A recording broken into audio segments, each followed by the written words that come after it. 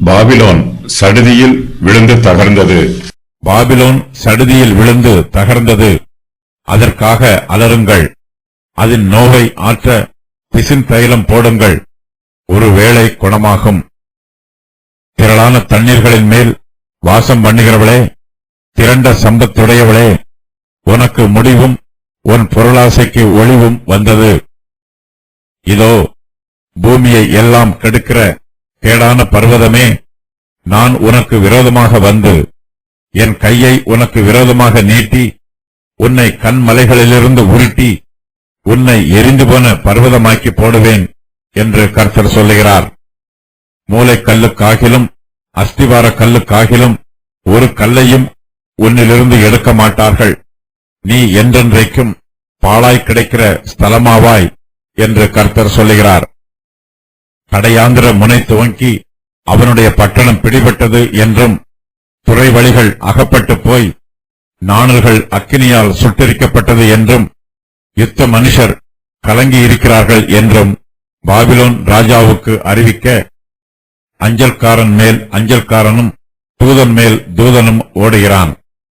Babylon குமாரத்தி மிதிக்கப்படும் களத்துக்கு சமானம். அதை போரடிக்கும் காலம் வந்தது. இன்னும் கொஞ்ச காலத்திலே அறுப்பு காலம் அதற்கு வரும் என்று இஸ்ரவேலின் தேவனாகிய சேனைகளின் கர்த்தர் சொல்லுகிறார்.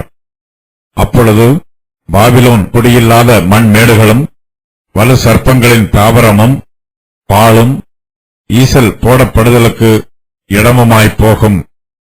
ஏகமாய் அவர்கள் சிங்கங்களைப் போல கர்ச்சித்து சிங்கக்குட்டிகளைப் போல சத்தமிடுவார்கள். அவர்கள் களிக்கும் சமயத்திலே நான் அவர்கள் குடிக்கும் பானத்தை அவர்களுக்கு குடிக்க கொடுத்து அவர்கள் துள்ளத்தக்கதாக அவர்களை வெறியாக்குவேன். அதனால் அவர்கள் என்றென்றைக்கும் விழிக்காத நித்திரை அடைவார்கள் என்று கர்த்தர் சொல்லுகிறார். சமுத்திரம் பாபிலோன் மேல் புரண்டு வந்தது. அதன் அலைகளின் திரட்சியினால் அது மூடப்பட்டது. அதன் பட்டணங்கள் பாழுமாய் வறட்சியும் வனாந்தரமுமான பூமியுமாய் ஒரு மனுஷனும் குடியிராததும் ஒரு மனுபுத்திரனும் கடவாததுமான நிலமுமாய் போயிற்று. நான் பாபிலோனில் இருக்கிற பேலை கண்டிப்பேன். அது விழுங்கினதை அதன் வாயிலிருந்து கக்க பண்ணுவேன். ஜாதிகள் இனி அதனிடத்திற்கு ஓடிவர மாட்டார்கள். பாபிலோனின் மதிலும் விழும்.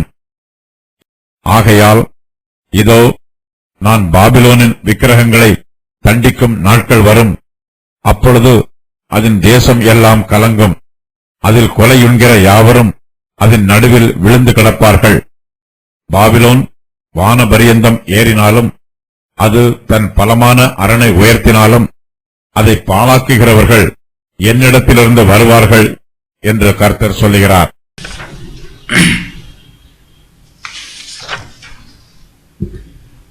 பாபிலோன் தேசத்திற்கு விரோதமாக கர்த்தருடைய கோபம் வந்திருக்கிறது. தேவனுடைய தெய்வீக வல்லமைக்கு எதிராக எந்த வல்லமையாலும் எதிர்த்து நிற்க முடியாது. ஆகையினால் பாபிலோனுக்கு நிச்சயமாகவே அழிவு வரும். பாபிலோன் சடுதியில் வீழ்ந்து தகர்ந்தது. அதற்காக அலறுங்கள் என்று கர்த்தர் சொல்லுகிறார். எரேமியா தீர்க்கதரிசி பாபிலோனுக்கு விரோதமாக கர்த்தருடைய வார்த்தையை சொன்னபோது அந்த தேசம் மிகவும் செழிப்பாக இருந்தது. அதற்கு பின்பும் பல வருஷங்களாக பாபிலோன் தேசம் அதிக பலமுள்ளதாகவும் அதிக செழிப்புள்ளதாகவும் விளங்கிற்று. கர்த்தர் தம்முடைய நீதியினால் பாபிலோன் தேசத்தை அழிக்கிறார். பாபிலோன் தேசத்தார் மெத்த பெருமைக்காரராய் இருக்கிறார்கள். அவர்கள் கர்த்தருக்கு விரோதமாகவும் கர்த்தருடைய ஜனத்திற்கு விரோதமாகவும் பாவம் செய்கிறார்கள். இதனால் தேவனுடைய கோபம் பாபிலோன் தேசத்தின் மேல் வருகிறது. அது கர்த்தருடைய நியாய தீர்ப்பை சந்தித்தே ஆக வேண்டும். அழிவில் இருந்து தப்பிப்பதற்கு பாபிலோனுக்கு வழியே இல்லை.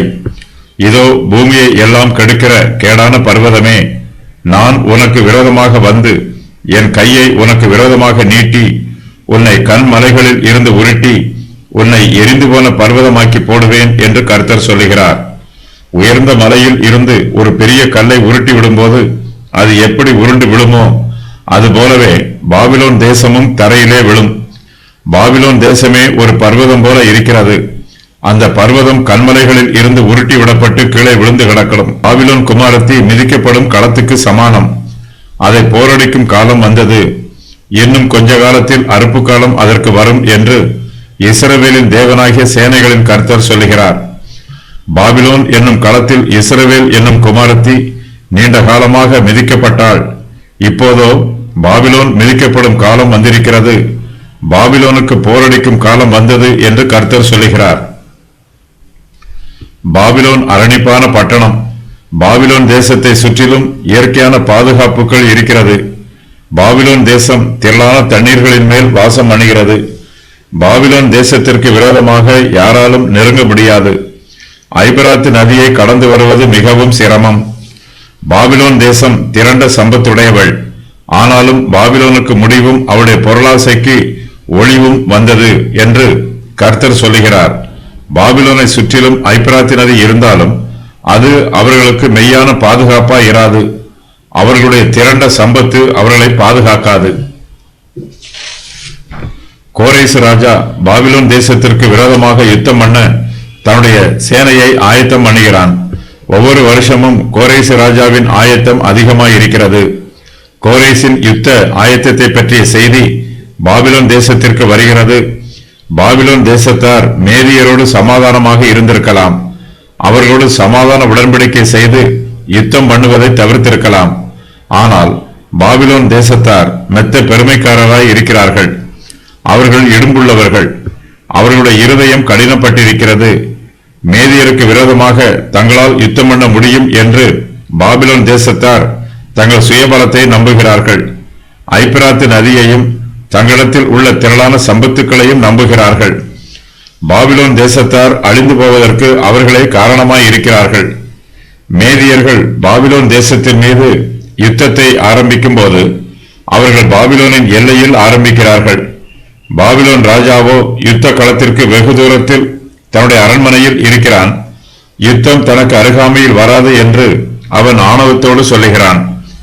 கடையாந்திர முனை துவக்கி அவனுடைய பட்டணம் பிடிபட்டது என்றும், துறை வழிகள் அகப்பட்டு போய் நாணல்கள் அக்கினியால் சுட்டெரிக்கப்பட்டது என்றும், யுத்த மனுஷர் கலங்கி இருக்கிறார்கள் என்றும் பாபிலோன் ராஜாவுக்கு அறிவிக்க அஞ்சற்காரன் மேல் அஞ்சற்காரனும் தூதன் மேல் தூதனும் ஓடுகிறான்.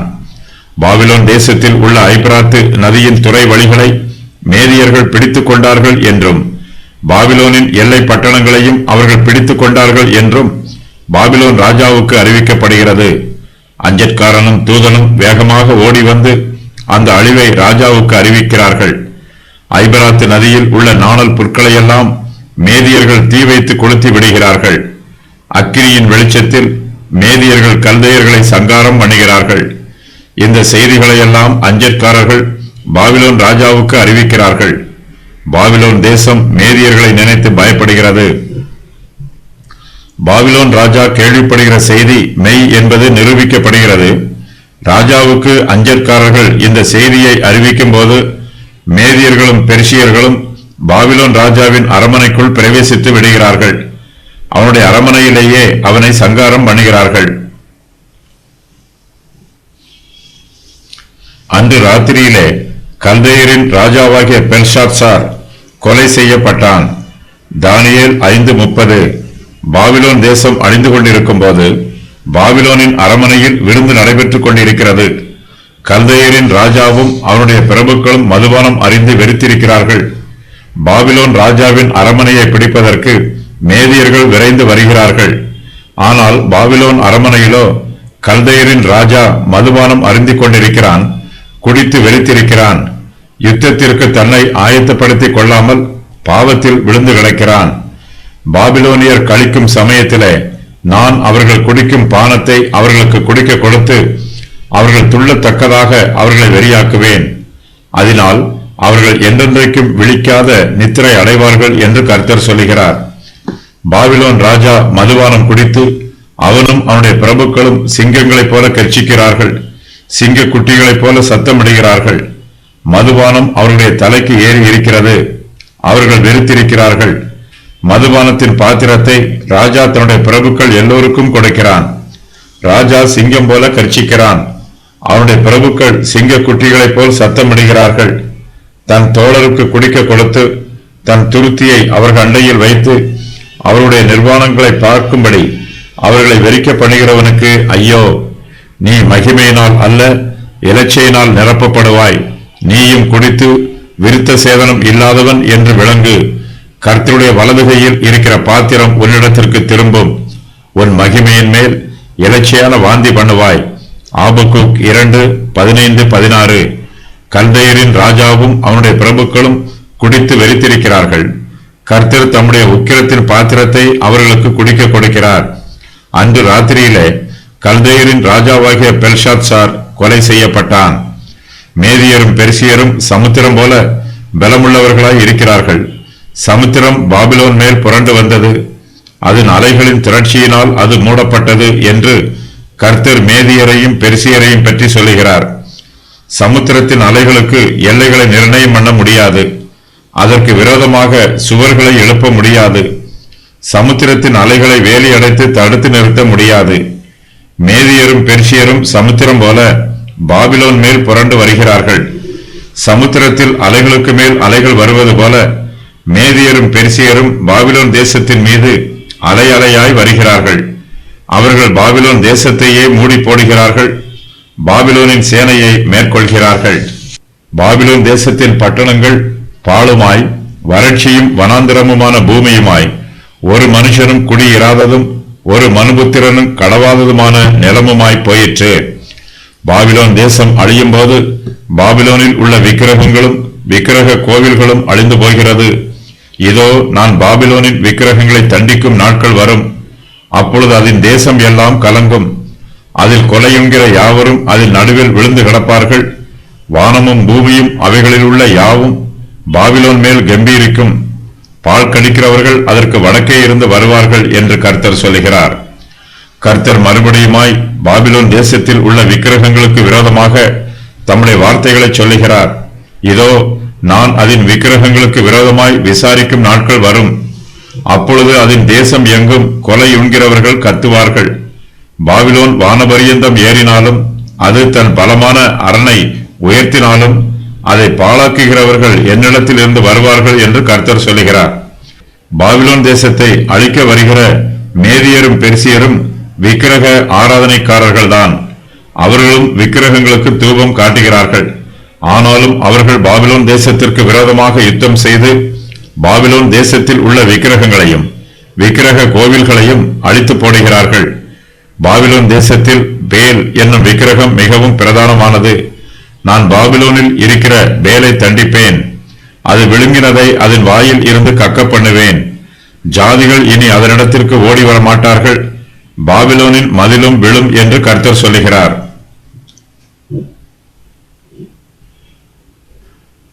கர்த்தர் பாபிலோனில் இருக்கிற பேலை தண்டிப்பார். பாபிலோனியர்கள் பேல் என்னும் விக்கிரகத்திற்கு ஏராளமான பலிகளை செலுத்துகிறார்கள். கர்த்தர் பேலை தண்டிக்கும் போது அதற்கு தூபம் காட்ட ஒருவரும் வரமாட்டார்கள். பேலின் பலிபீடத்தை பாபிலோன் தேசத்தார் மறந்து விடுவார்கள். பேல் தங்களை கைவிட்டு விட்டது என்னும் வருத்தமும் கோபமும் பாபிலோன் தேசத்தாரின் மனதில் இருக்கும். மேதியரும் பெர்சியரும் பாபிலோன் தேசத்தை முற்றிலுமாய் அழித்து போடுவார்கள். அப்பொழுது பாபிலோன் குடியில்லாத மண்மேடுகளும் வலு சர்ப்பங்களின் தாவரமும் பாலும் ஈசல் போடப்படுதலுக்கு இடமுமாய் போகும். மூளைக்கல்லுக்காகிலும் அஸ்திபார கல்லுக்காகிலும் ஒரு கல்லையும் பாபிலோனின் அழிவில் இருந்து எடுக்க மாட்டார்கள். நீ என்றென்றைக்கும் பாழாய் கிடைக்கிற ஸ்தலமாவாய் என்று கர்த்தர் சொல்லுகிறார். பாபிலோன் தேசம் இடிந்து கிடக்கும் பொழுது அந்த இடுபாடுகளின் கற்களை யாரும் கட்டிடம் கட்டுவதற்கு பயன்படுத்த மாட்டார்கள்.